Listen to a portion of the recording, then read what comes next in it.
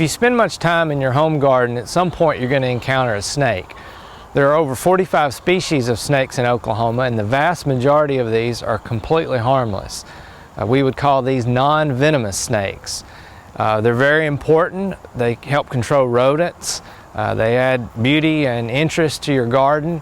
Although homeowners are often concerned about them, particularly whether it's a venomous snake or a non-venomous snake. And the few that we have that are venomous are called pit vipers.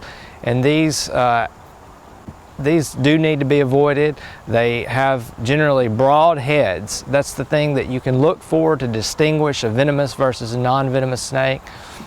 And you might consider getting a good resource like a field guide to Oklahoma's amphibians and reptiles, or you can also go online at OK Snakes, and that'll help you distinguish what species you're dealing with. But chances are, if you have a snake in your home garden, it's a non-venomous one that you don't need to be concerned about. You can simply let that snake go about its business and not worry about it. But if you see one that has a broad head, there is a chance that it is a rattlesnake or a copperhead, one that you do need to give a wide berth to. There is one snake called a hognose snake that also has a broad head. When it's threatened, it'll spread its head out a little bit, and so that one might be confused with some of the potentially dangerous ones, but it's not one you're likely to encounter. Species that you're probably going to see in your home garden include ones like the black rat snake. There's several garter snake species, and potentially if you have a pond or a water feature, you might see one of the water snakes. These are all harmless, although sometimes they will put on defensive postures or even try to rattle their tail in leaves, and these are all just efforts to try to keep you from killing them. So don't be confused by those actions and interpret it as hostility. They're just trying to defend themselves. But even the venomous snakes are extremely wary of humans and not very prone to strike.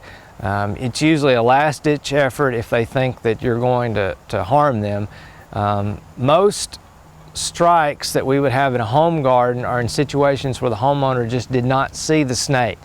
Perhaps they put their hand somewhere without looking, or they're barefoot and they walk in thick vegetation. So be mindful of that. Make sure you can see where you're putting your hands and feet.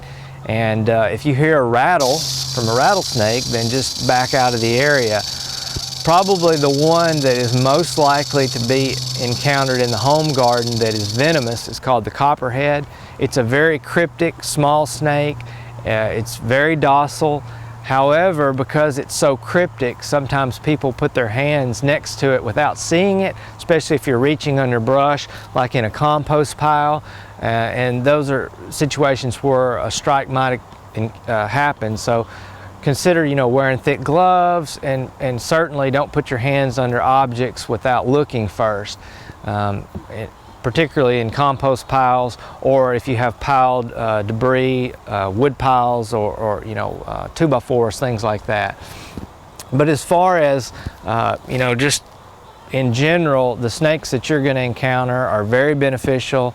Even the venomous ones are very beneficial. But just enjoy them and get a good resource where you can identify them and know what you're seeing, and know that it's not a harmful animal, but it's actually a very beneficial animal to have in your landscape. If you do identify a venomous snake in your landscape, it's best to leave it alone. If you're concerned about it staying in the landscape, which it probably won't, it'll probably be gone within an hour or two, but if that is a concern, you can call someone called a nuisance wildlife control operator. And the Oklahoma Department of Wildlife Conservation maintains a list of these folks by county, and you can give them a call and they will come out for a fee and remove that animal from your landscape. In the very remote chance that you were ever bitten by a venomous snake, what you need to do is just get to medical attention immediately. Don't wait. The sooner you can get there, the better. And if it's on an extremity, you can keep that site elevated, but there's really nothing else you need to do except get to medical attention right away.